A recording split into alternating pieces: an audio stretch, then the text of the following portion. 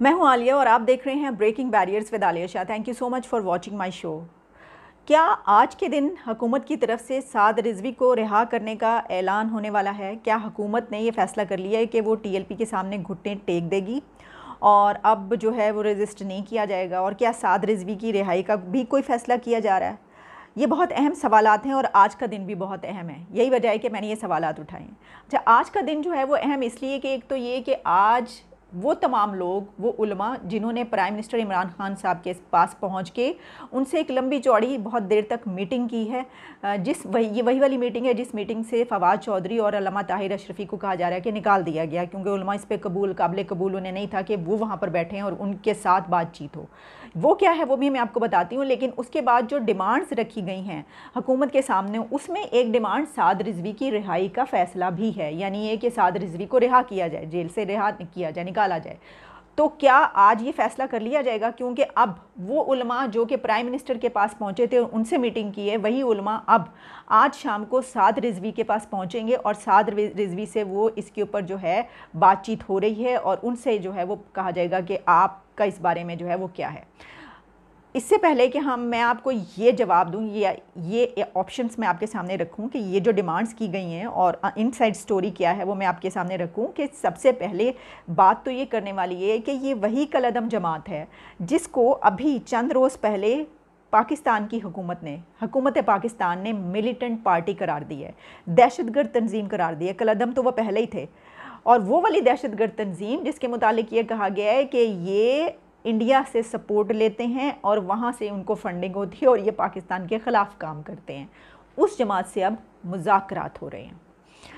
तो दुनिया का कोई मुल्क ऐसा होगा कि जहाँ पर किसी एक उसको ग्रुप को दहशतगर्द कहकर, एक ऐसी पार्टी कहकर उसके बाद उनसे डायलॉग भी हो रहा है और मुज़ाकरात भी हो रहे हों और उनसे जो है वो बाकायदा इस तरह हो रहे हों। बहरहाल, लेकिन पहले मैं आपको ये बताती हूँ कि वो जो मीटिंग हुई है उस मीटिंग में उलमा की मीटिंग थी। वो जो उलमा हैं मुख्तलिफ़ जमातों के और टीएलपी से जो मुताल्लिका लोग हैं, वो लोग पहुँचे इमरान खान साहब के साथ मीटिंग करने के लिए। और वहाँ पर उन्होंने ये कह दिया, जैसी मीटिंग शुरू होने लगी, उन्होंने कहा कि हम ये बातचीत जो है प्राइम मिनिस्टर के साथ फवाद चौधरी और अल्लामा ताहिर अशरफ़ी की मौजूदगी में नहीं करेंगे। उन्होंने इनकार कर दिया, एक्सेप्टेबल नहीं उनके लिए। वो दो लोग एक्सेप्टेबल नहीं थे कि उनके सामने ये वाला फ़ैसला किया जाए या इस हवाले से कोई डायलॉग किया जाए जिसके लिए उनको प्राइम मिनिस्टर ने बुलाया था, जिसके लिए वो प्राइम मिनिस्टर से बातचीत करने पहुँचे थे। इस बिना पर फिर कहा यह गया, जो ख़बरें सामने आई, बाहर आई, कि फवाद चौधरी और अल्लामा ताहिर अशरफ़ी को वहाँ से उठाकर बाहर भेज दिया गया। अब ये भी कहा गया कि नहीं, इमरान खान ने उनको बाहर जाने के लिए, ज़ाहिर है प्राइम मिनिस्टर वुज़रा को अपने या इतने करीबी लोगों को सबके सामने तो ये नहीं कहेंगे कि आप उठ के बाहर निकल जाएं। यही तरीका किसी का होगा कि भी। बहरहाल वो उठ के चले गए। उसके बाद फवाद चौधरी का ये भी नैरेटिव सामने आया, उन्होंने कहा मुझे ऐसी मीटिंग में बैठने का कोई शौक़ भी नहीं है, कोई इस तरह की बातें भी सामने आई। लेकिन मैं ये समझती हूँ कि ये क्यों किया गया। ये इस वजह से किया गया कि अभी तक हम ये देख रहे थे कि ये जो टीएलपी का मामला है इसको कई लोग डील कर रहे थे, कोई एक नहीं है। नहीं, देखिए, होम मिनिस्टर शेख रशीद, वो तो हम देखते रहे कि हर थोड़ी देर के बाद वो आते थे और उनका जो वो नैरेटिव अपनाते थे, वो उसमें मुख्तलिफ बातें करते थे। अच्छा, शेख रशीद के साथ पैरेलल हमें एक फवाद चौधरी नज़र आ रहे थे, इन्फो मिनिस्टर, जो कि वो आते थे और वो भी इसी उस पर बात करते थे।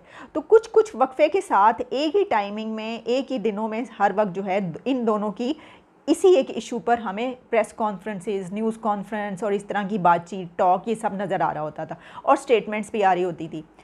तो दो ही तरह के नैरेटिव भी सामने आ रहे थे। इसके अलावा दूसरे जो वज़रा थे, जो मिनिस्टर्स थे, उनकी भी हमें स्टेटमेंट्स तो आती नहीं ना, ये तो हम देखते हैं। यहाँ पे तो हर कोई, किसी को बोलने का शौक़ होता है। लेकिन ये जो दो अफराद थे, इनके नैरेटिव में वाज़ेह फ़र्क था, क्योंकि हम जानते हैं फवाद चौधरी का जो नैरेटिव है वो थोड़ा सा ज़रा, यानी ये कि गो कि अब इस हुकूमत में रहने की वजह से और होने की वजह से जो बहुत सारी अपनी वो ऐसी चीज़ें मोल्ड कर लेते हैं और बहुत मर्तबा जो है हुकूमत का साथ देने के लिए वो वही नैरेटिव अपनाते हैं, बेशक वो सही हो या गलत हो। लेकिन इस जगह पर उन्होंने टीएलपी के ख़िलाफ़ काफ़ी सख्त मौक़िफ़ अपनाया। उन्होंने कहा कि ये तो दहशतगर्द जमात है, ये तो इस तरीके से इंडिया से सपोर्ट हासिल करती है और हम इसको जो आज मिलिटेंट ग्रुप करार दे रहे हैं, और ये कि ये रिट को चैलेंज करें तो किसी भी कीमत काबिल कबूल नहीं है, इनको तो हम फेंटी भी लगाएं। बट जो भी जो है वो शेख रशीद जब आते थे तो उन्होंने क्या किया, वो क्या करते थे कि वो कलमे शलमे पढ़ने के बाद साथ साथ कहते थे मैं तो जो हूँ वो दिलो जान से फ़िदा हूँ इस कॉज पर, मैं तो, मेरी तो जान भी हाजिर है, मेरी तो ये, मतलब इस तरह की चीज़ें कि जिसमें वो ये बताने की कोशिश किया करते थे कि नहीं भाई मैं तो नामूस रिसालत पर अपनी जान भी दे दूँगा, मैं तो इन लोगों के साथ हूँ, ये हमारे अपने लोग हैं। और साथ ही फिर वो ये कहते थे कि ये सही नहीं कर रहे हैं, इनको अब ये तो हम नहीं बर्दाश्त कर सकते, रिड जो है वो तो कायम करनी होगी। और फिर एकदम पलटते थे, कहते थे कि अब इनको जो है हम बातचीत कर रहे हैं, हम जो है वो इनको, हमारा कोई इरादा नहीं है मारपीट का। मतलब उनके दो नैरेटिव एक साथ चलते थे, उन्होंने दो टोक नहीं अपनाया था। और जब नज़र आता था, शेख रशीद हमेशा हर चीज़ पर वो इसी तरह करते हैं ना, वो तो कहते हैं इमरान खान के साथ आया हूँ और उसी के साथ वापस जाऊँगा, मरते दम तक उसके साथ रहूँगा। हालांकि अब तक 40 सालों में वो हर एक के साथ आए हैं और हर एक के साथ वापस भी जाते रहे। और कई मरतबा ऐसा हुआ है कि वो जिनके साथ आए थे उनके साथ वो वापस नहीं थे, बल्कि उनके मुखालफिन के साथ वापस गए वो।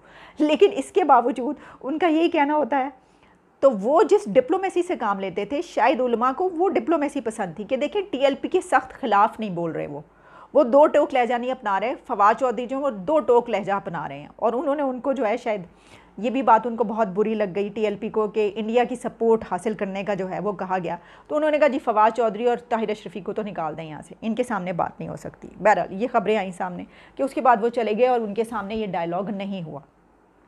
ये तो मैं अंदर की चीज़ें मैंने आपको जो है वो स्टोरी बता दी। अब सवाल जो है सबसे बड़े जो खड़े हैं वो ये हैं कि जो डिमांड रखी गई है वो ये है कि साद रिजवी को रिहा कर दिया जाए और फ्रांस के सफ़ीर को निकाल दिया जाए। एक तो मुझे ये समझ में नहीं आ रही, ये दुनिया का पहला कौन सा मुल्क है कि जहाँ पर फ्रांस का सफ़ीर है ही नहीं और उसको निकालने के लिए जो है वो लोग सड़कों पर रुल रहे हैं और धरना किया जा रहा है, जो है ही नहीं।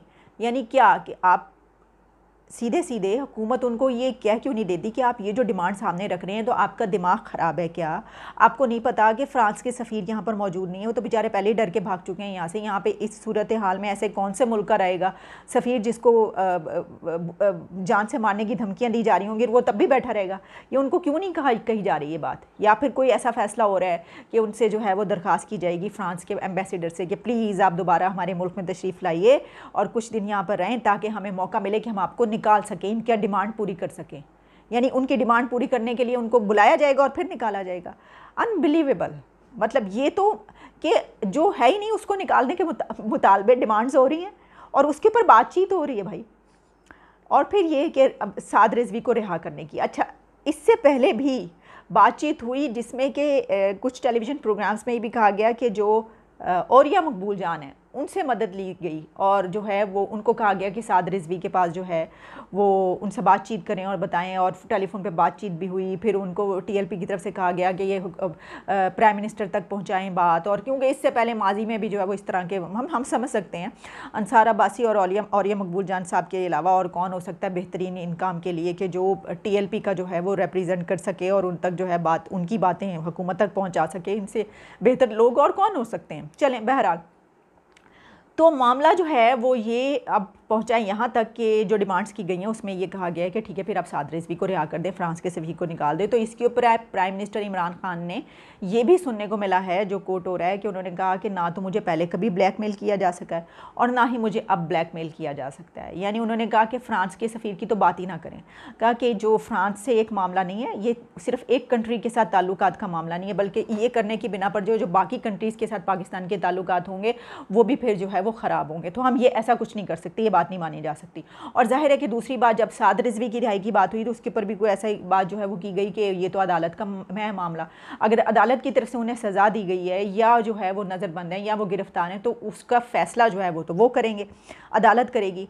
और फिर ये कि बाकी जितने लोगों के ऊपर मुकदमात हैं वो ख़त्म किए जाएँ फ़र्ज़ करें तो उसकी भी अदालत फ़ैसला करेगी। तो मुझे समझ ही ये नहीं आ रही कि ना तो फ्रेंच एम्बेसडर का मामला इसमें आप कुछ कर सकते हैं उसके मुतालिक, वो है ही नहीं, ना आप साद रिजवी को रिहा कर सकते हैं क्योंकि वो अदालत में मामला है, ना आप उनके लोगों को, तो फिर आप कौन सी डिमांड मानेंगे उनकी और डिमांड हैं क्या? यही तो उनकी डिमांड्स है। और उनको रोका गया वज़ीराबाद पर कि वज़ीराबाद से आपने आगे नहीं जाना। तो बात यह है कि जो मैंने आप शुरू में सवाल उठाए थे कि क्या हुकूमत साद रिजवी को रिहा करने का आज फ़ैसला करने लगी है। आज उलमा जो हैं वो साद रिजवी के पास पहुंचेंगे, उनसे बातचीत होगी कि आपकी क्या डिमांड्स हैं, अब आप बताइए, फिर वो लेकर दोबारा जो है वो, तो ये बात तो आप समझ लीजिए कि ये जो मामला है ये अभी नवंबर भर चलेगा। इसकी वजह यह है कि नवंबर बड़ा ही अहम मंथ है ये वाला पाकिस्तान की सियासत में, और इस एक महीने में हम देखेंगे कि काफ़ी बड़े बड़े फैसले सामने आएंगे। एक तो ये कि मेरा ख़्याल है कि नवंबर के महीने में खादिम हुसैन रिजवी की बरसी भी आ रही है, तो ये अभी वापस नहीं जाएंगे, यानी ये कि दोबारा सड़कों पर आना ही आना है इन्होंने बरसी के लिए, जो है एक मरतबा फिर वो सब स्टार्ट होगा। दूसरी बात ये कि अब इस मामले से जो फ़रीक़ैन हैं उनमें से हर फरीक फ़ायदा उठाने की कोशिश करेगा। मैं इसमें फ़रीक़ैन के नाम नहीं ले रही हूँ, क्योंकि ये वो क्रूशल मोड़ है कि जब 1 से 2 साल रह गए हैं जिसमें हुकूमत का चले जाना शायद उसके अपने लिए वो कभी ये सोचे कि बेहतर हो, या फिर ना जाना बेहतर रहे। इस जमात को किसके ख़िलाफ़ किस तरीके से इस्तेमाल किया जा सकता है, ये नवंबर और दिसंबर का महीना हमें बता देगा। ये मामला अभी इस तरीके से ख़त्म नहीं होगा, क्योंकि अब TLP का वापस घर चले जाना उसके अपने कंट्रोल में नहीं है। मैं नहीं समझती कि अब TLP का उनकी डिमांड्स जो हैं वो पूरी हों या ना हो, या उनको उलमा जो हैं वो किसी तरीके से भी घर भेज दें, ऐसा पॉसिबिलिटी नहीं है। अब उनको जो लोग इस्तेमाल करेंगे, जिस तरीके से जो इस्तेमाल करेगा हुकूमत या हुकूमत के मुखालफिन या कोई और या जो भी फ़रीक़ैन हैं, मैं किसी का नाम भी नहीं ले रही, लेकिन अब इसको जो है वो इतनी आसानी से ख़त्म नहीं किया जा सकता। नवंबर का महीना हम इसको देखेंगे कि ये कैसे चलेगा, लेकिन पूरी दुनिया में वाकई बड़ी ही जग हंसाई की ये बात है कि ये एक ऐसा ग्रोह जो कि जिस किस्म की उनकी हरकतें हैं और जिनकी वजह से तकरीबन, जैसा मैंने आपको बताया, कहा जा रहा है कि 5 पुलिस वाले शहीद हो चुके हैं, 7 क्रिटिकल सिचुएशन में हैं और कई 100 जो हैं वो ज़ख्मी हुए हैं। जब पहले हुआ था आपको याद होगा 14 क्रिटिकल पोजीशन में थे और कितने उनमें से मर गए थे, और अब भी ये हुआ है। और ये जो रेंजर्स को मामला सौंपा गया है उसकी वजह ये है कि जो पुलिस थी उसके अंदर इतनी बददिली फैल गई थी, यानी वो उन्होंने लड़ने से इनकार कर दिया होगा ना कि इस तरह के तरीके से वो मारे। और कॉज भी ऐसी है कि शेख रशीद जो कि 40 साल से जो है वो एक इतने एक्सपीरियंस पॉलिटिशियन अपने आप को कहते हैं, तो वो जो है वो ऐसी बात किए बगैर, कलमा पढ़े बगैर कोई बात नहीं करते। तो जो पुलिस वाले जो मारे खा रहे हैं और वो कर रहे हैं, उनके अंदर भी तो ये चीज़ चल रही है ना। तो एक सिविल वार की जो सिचुएशन होती है वो इसी को कही जाती है ना, यही पोजीशन होती है। तो ऐसी सिचुएशन में जब पुलिस लड़ने से इनकार कर दे उस वक्त रेंजर्स आती है, तो यही हुआ है। तो क्या पूरी दुनिया में जो है किसी मुल्क को इस तरीके से आप होस्टेज बनाने की, एक ग्रोह को, एक छोटी पार्टी को जो है इस तरह की इजाज़त दे सकते हैं, वो पार्टी जिसको अपने हाथों से बनाया गया हो? इसकी वजह ये है कि सिर्फ पाकिस्तान में ऐसा इसलिए होता है कि इनको इस्तेमाल भी अब करना है कहीं ना कहीं जो है अपने मफाद के लिए। और मैं ये भी आपको बताती चलूँ कि वो सऊदी अरब ने भी कोई इतनी आसानी से तो पैसे नहीं ना दे दिए। ये तो नहीं, ऐसा तो नहीं है कि प्राइम मिनिस्टर इमरान खान से इतनी मोहब्बत है उनकी, इतनी दोस्ती है क्राउन प्रिंस की, ऐसा बिल्कुल नहीं है। वो जब थी मोहब्बत या जो दोस्ती थी उसके नतीजे में वो एक दफ़ा दे चुके, लेकिन उसके बाद जो कशीदा हालात थे, तो ये भी सब काम जो है वो ज़ाहिर है कि करवाने वाले मौजूद हैं। और वो फिर गले पर अंगूठा रख के जो है वो कहते हैं कि ठीक है इस तरह नहीं तो फिर ये वाला काम हम इस तरह करवा देते हैं। बहुत सारे तरीके होते हैं करवाने के, और जिनके हाथ में सारा कंट्रोल हो हर चीज़ का, तो ज़ाहिर है उनके लिए तो कोई मुश्किल नहीं होती। तो यही वजह है कि जिनके हाथ में कंट्रोल होता है वो देख लेंगे कि इसको मामले को किस तरफ लेके जाना है, और मामला अब उसी तरफ जाएगा जिस तरफ ले जाना होगा और जिस तरफ ज़रूरत होगी। तो चलें, यही मैंने कहा था, देख लेते हैं कि आज कौन कौन से बड़े फैसले सामने आते हैं और साद रिजवी से अब बातचीत के बाद जो है कल तक क्या फ़ैसला होता है। इजाज़त दीजिए, दोबारा मुलाकात होती है।